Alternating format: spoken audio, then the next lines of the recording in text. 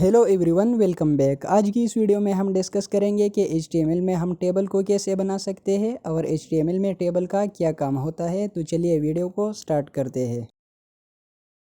Table web development का एक important part है। इसको हम किसी डेटा या इंफॉर्मेशन को कंपेयर करने के लिए यूज़ करते हैं। जब हम टेबल के अंदर किसी डेटा या इंफॉर्मेशन को ऐड करते हैं तो फिर हम उसे ईजिली रीड कर सकते हैं। अब आगे वीडियो को कंटिन्यू करते हैं कि कैसे आप HTML में टेबल को बना सकते हैं। HTML में टेबल बनाने के लिए हम सबसे पहले टेबल का टैग लेंगे जो हमारे टेबल को डिफाइन करता है, और टेबल टैग के अंदर हम एक TR का टैग लेंगे, टेबल रो, जो टेबल के अंदर एक रो क्रिएट करता है।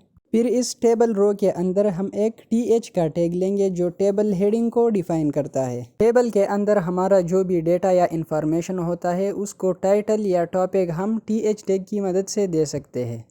अब यहाँ इस TH टैग के अंदर मैं एक टाइटल लिख देता हूँ, फॉर एग्जांपल नेम, और इस हेडिंग को कॉपी कर देता हूँ 3 टाइम्स। सेकंड में क्लास कर देता हूँ और थर्ड में रोल नंबर।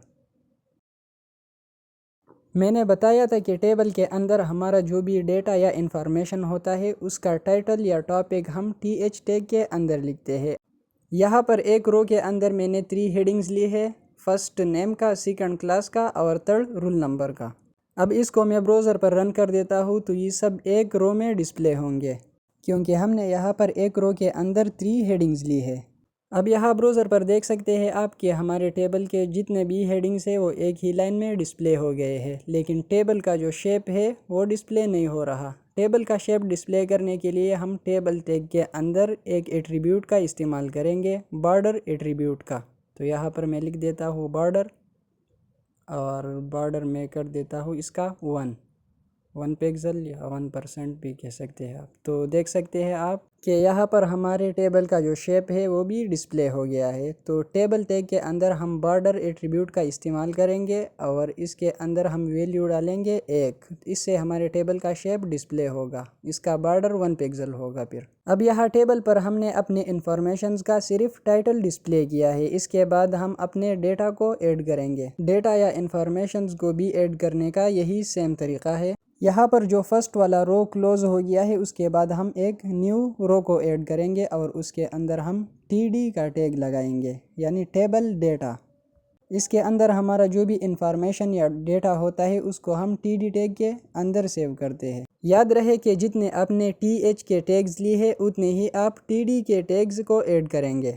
फॉर एग्ज़ाम्पल, अगर आपने 3 हेडिंग के टैग्स लिए है और यहाँ पर आप ज़्यादा TD टैग लगाते हैं या कम लगाते हैं तो इससे आपका जो शेप है वो आउट हो जाता है। यहाँ पर टाइटल के लिए हमने 3 TH के टैग्स लिए हैं, तो डेटा के लिए भी मैं 3 TD टैग्स ही लूँगा। ऊपर पहले वाले TH टैग में हमने नेम लिखा है तो मैं भी यहाँ पर नेम लिखूँगा, फॉर एग्ज़ाम्पल यासर मैंने लिख दिया फर्स्ट वाले TD में।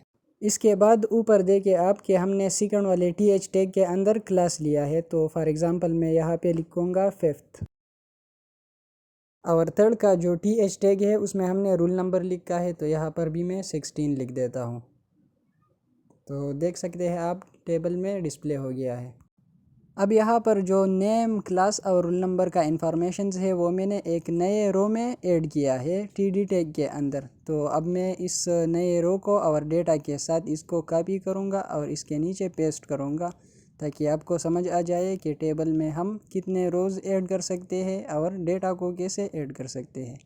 तो यहाँ से इस रो और डेटा दोनों को मैं कॉपी कर देता हूँ और इसके नीचे पेस्ट करता हूँ, तो ये एक नई रो बनाएगी और इसका जो सेम डेटा है वो टेबल में आ जाएगा।